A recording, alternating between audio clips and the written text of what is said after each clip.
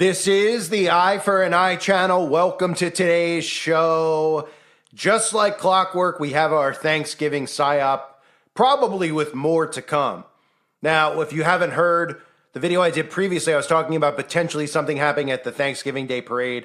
Of course, we've seen predictive programming over the years with parades and events happening at parades.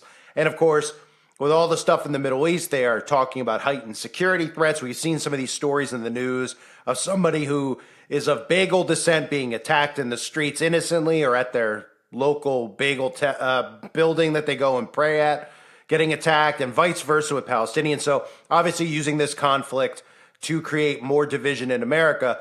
And that's exactly what we're seeing here. You might remember a few weeks ago I talked about when all this stuff started in the Middle East, how the border was going to be used as a potential false flag or a psyop. Now, I don't even think that this is the one that is going to come. I think there's going to be bigger ones to come, and I don't think they're going to actually happen at the border. I think they're going to happen in the country, and then they're going to blame it on the fact that these people were able to get into our country. But that's exactly what they're doing here, and they're even doing it at the actual border. So if you haven't heard, at Rainbow Bridge, I keep wanting to say Ruby Ridge, but Rainbow Bridge, Ruby Ridge, for those of you who don't know, is another United States of America false flag government event that occurred. But, well, it wasn't a false flag necessarily. It was an event where the government went rogue on civilians, I should say. And that obviously led to a lot of other things in this country, like Waco and with the Oklahoma City bombing, et cetera, et cetera. So what we had was a car. I'm going to show you the news clip. Supposedly had a bomb, right? So here's where you can start seeing the divide between the left and the right, is the way it's being covered. Liberal media, right? Again, it's all controlled media, but liberal media is saying that conservatives are crazy to think that it's a terror threat, right? Conservative media is calling it a terror threat and pointing at the border, saying if we didn't have wide open borders, this stuff would not be happening. And now we're seeing the borders closed between upstate New York, Niagara Falls, where this occurred, and Canada. And again, the video I did earlier was talking about potential hit in New York City. So here is a potential event in New York City. It's not a huge catastrophe type event, although I believe there are some casualties. But there's going to be a lot of divide and conquer using this. There's going to be a lot of hurting using this because, of course, they're going to use the border narrative. The border narrative is huge.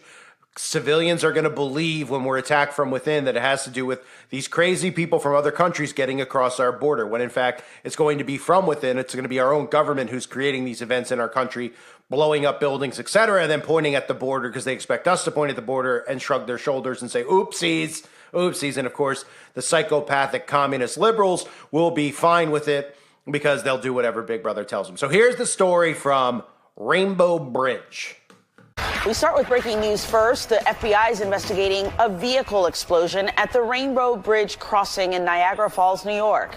Authorities say 2 people died in what is being reported as an attempted terror attack. Authorities have closed all 4 international borders between the United States and Canada. The city of Niagara Falls says the vehicle was attempting to enter the U.S. at the time of the incident. Fox News is reporting at least 1 person suffered minor injuries in the blast. Authorities have closed all bridges and government buildings in the area.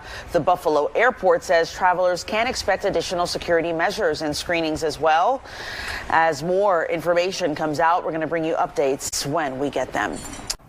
Right, Chris. So I'm including the reporting of my colleague Jonathan Dienst and I. 4 senior law enforcement officials briefed on the matter tell NBC News that a vehicle apparently approached this checkpoint or inspection building at a very high rate of speed, hits that structure, catches on fire, and then explodes from there. However, and I think this is potentially quite important, and of course this information is early, it's subject to change as evidence comes in, but an initial sweep of that vehicle did not indicate that there was a secondary device. So in other words, there's no indication at this point that there was a bomb on board this vehicle in any sort of way. So that's the first thing. The second thing that we're hearing from those officials is that there were 2 occupants of the vehicle. Then there are 2 casualties as a result of this, and I think the pictures that are circulating that we'll hopefully be able to bring to you shortly will indicate why that's the case. The damage appears to be extraordinary based on some things that are being sent to us at this time. So we should have those for you shortly. And then the third thing is they are trying to determine whether or not this incident was intentional. Of course, if it was intentional, then what is the motive behind it? Is it anti-government? Is it some sort of terrorism on behalf of a foreign or inspired by a foreign terrorist organization? It's just too soon to say, but hopefully we'll be able to share that information with you shortly as authorities develop evidence. But again, it's just based on what they've been able to collect so far, Chris. The initial indication, vehicle, high rate of speed, hits the structure, there's a fire, and then a subsequent explosion, but authorities have not been able to find any sort of secondary device. So the feeling in law enforcement circles is that it's not a VBIED, which is a vehicle-borne improvised explosive device. And so that's where this stands. As we get more, as we start to develop any sort of information from our reporting on the identities of these individuals and what may have happened here, of course, I'll jump back on with you right away. So these psyops always have significant herding mechanisms in place behind them, right? So the FBI is investigating the vehicle explosion that killed 2 car occupants at Rainbow Bridge on the U.S.-Canadian border. And again, we all knew that events are going to occur revolving around the border. Now we're having one actually occur at the northern border, not the southern border, the northern border. This ties in perfectly with the conditioning that they want to use here, because people are looking at this and they're going, oh, how did these people get into our country? Terrorists got into our country, and they did this at the border. They wanted all open borders, and the liberals want open borders. All the talking points are there for this obviously being a false flag event, right? So it ties into PSYOP as well, because this is how the psychological operation works. So by PSYOP, this is an operation on your mind to eventually herd you in a different direction and convince you of another event that occurs and why that event's actually occurring, right? So they're using the open borders to be the boogeyman in the future for a September of 11th type event in the United States of America. So 2 dead after the vehicle explodes at Rainbow Bridge. Remember, again, like I said earlier, liberal media reporting that it's just a car that crashed. Conservative media reporting that it's a car bomb, that it's these people wearing towels over their heads, okay? This is obviously done by design. This is what we're starting to see now. News is no longer news, right? Well, it never really was. But look at it from this perspective. Even the stuff in the Middle East, they used to just report on this, saying, this is what's going on. Here's video footage of it. Now the news is completely for herding. Now what we see going on in the Middle East, which of course is all controlled and created by these people who are working together, they're using it where the media is taking sides. So one side supports this side, the other side supports that side, even though the one ultimate side, the one that eats the bagels, is behind all of the media and behind this entire event because they control the terror organization that's supposedly responsible for it. So the media is going to be used with different talking points. That's how crazy this is getting. Conservative media has their talking point, liberal media has their talking point, and nobody ever reports on the news, and nobody seems to care and point a finger at all the mainstream media as being the ones responsible for what's going on in the world right now. They are responsible. They're hurting people.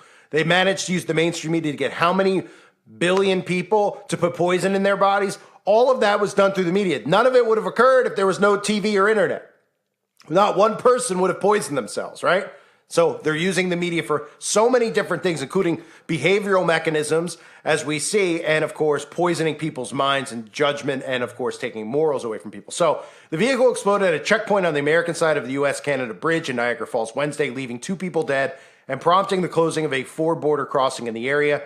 There was no immediate information on the cause of the explosion, but it raised concerns on both sides of the border. Justin Trudeau said officials were taking this extraordinarily seriously, and the White House said Joe Biden was closely following developments. Another narrative that you see constantly used, and you'll see it trending on Twitter or any of these places where people just talk, they call them the public forums.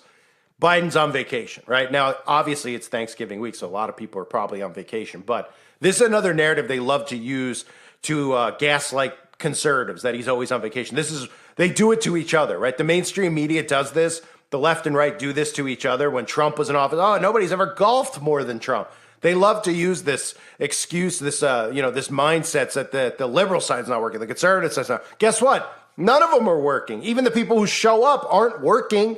They're destroying by design. Nobody's doing what they're supposedly elected to do, even though none of them are elected to do it. So they're just showing up for rehearsal every day at the House of Representatives, at the Senate. They're just showing up, putting on a show. It's like, it's literally theater. It's not like watching theater. It is theater. They're pretending that they're there and they're doing a job. They're not. They're sabotaging from within. So now we have Trudeau and Biden. Biden, of course, like I said, on vacation.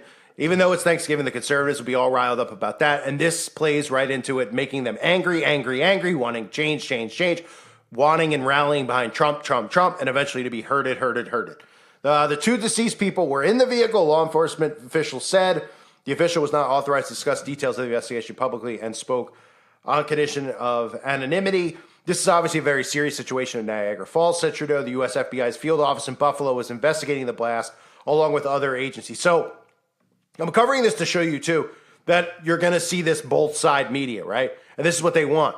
Because this, again, eventually leads to censorship of speech because they're going to have people online who are going to be going, it's a terror attack, right? And maybe they'll just end up saying, hey, it was just a car explosion. The car went really fast and crashed, right? They'll never really give you a definitive answer. But this also helps them, not just with dividing, but psychologically confusing everybody and going back and forth and saying, wow, this side's saying this side's saying that, where you can't even get actual news anymore. Like you can't, if a real event actually occurs, you aren't going to get a real answer. You're going to get one answer versus another answer. And then this leads to more censorship because they'll say, well, these people were pushing that the border was open and that somebody went and they detonated something inside their car at the border. And that was not real news. We need to continue to censor information flow, right? With these controlled events that happen. And even if it was an actually natural event, clearly they've picked up on it and they're pumping it out for the reasons to do these types of things, which is what they do. When anytime a real event occurs that's not created from the intel agencies, they make sure they spin it the way they could spin it so they could herd you the way that they want to, right? Does that make sense? I'm trying to explain it as simply as I can here. I try to talk to you guys like I'm talking to somebody on the phone because I consider everybody who listens, on the same page. We're all friends with one another. We could discuss these things, but this is what we have to think about these things as psychologically. Right? You have to think of what it's doing to people, how it's making someone react. Problem, reaction, solutions, the name of the game. And indeed, it is a game that they're playing with people's minds. So when you have this reporting, two different reports from two different sides, they're going to be able to come in again, just like we saw with the misinformation with the Russian thing, right? First, they were saying that, Russians were doing this with the election. And then after the fact, conservatives came out and they said, look, the liberal media made it up. We have to fight real disinformation. The liberal media making up stories like this. Then it flipped the other way with the Hunter Biden. Then it flips back this way and that way. And then you get to points like this where you think that you could just get a straight story where they'd all just be saying the same thing. And they're not. One side's pushing that. One side's pushing that. So then they can come in and say, well, we really need to, Fox News push this. We have to eliminate Fox News or we have to eliminate, people covering these stories who can and can't cover it, et cetera, et cetera. It's dangerous, et cetera, et cetera. And of course, this all ends up leading to state-run media, which this is. Keep in mind, this is state-run media. The difference between China and here is that there's this illusion of a left and right. That it's not, that it's, there's two sides and you're picking a side, which is really what's so sick about this. And of course, this is what the hardest thing to break people from, especially the conservatives, is to break them from the fact that they're hurting them using this illusion of that this already isn't set up as a communist country, because it is. So China has state-run media, which is one media, right? And remember, one everything. And what they have is no different than what we have, but what we have is the illusion of liberal and conservative. So you're going to continue to see these things that bring censorship in so they can eliminate Fox News, they can eliminate NBC, they can eliminate CBS, and it'll be a one-run media. They'll have to get somebody and build trust behind somebody who will believe, to get the people on board to believe it. But eventually that's what this leads to. It's just a one-run state media. After they exhaust everybody, which is what they're doing right now with the, and this is in Albert Pike's teachings about World War III, et cetera, exhausting people enough where they want peace with enough war here or war there, that people want peace. The same thing will be with this. They've had enough of fighting. They've had enough of, media putting out fake news because they hate the other side, et cetera, et cetera. Then we can all have one trusted media source, which will be no different than what we have. It'll be fully controlled, of course, and a lot of people will be herded and sucked into that. So this bridge explosion, if anything more comes out of it, I'll cover it. I wanted to cover it because earlier today I covered the Thanksgiving parade and what could potentially be another event. Now, I said I don't know if there will be one or not. It's just worth keeping an eye on because of the predictive program. I think we could all sit back and remember movies or TV shows like I showed you that compilation of clips where there's been an event that occurs at a parade, right? They do this all the time with predictive programming. So you never know when the time will come for them to do it. So they could do a bunch at once. They could do it next year. They could do it at St. Patrick's Day parade, of course. And we've seen, obviously, the cars going through the parade last year, the Christmas parade, or a couple years ago. These are all things that they do in advance, and then they show us these things, and then obviously they come true. How convenient, right? It's all coincidence, sure. So just keep an eye on these stories. Watch the narratives as they unfold, and then watch how, I believe that that's what this is really going to lead to, is this.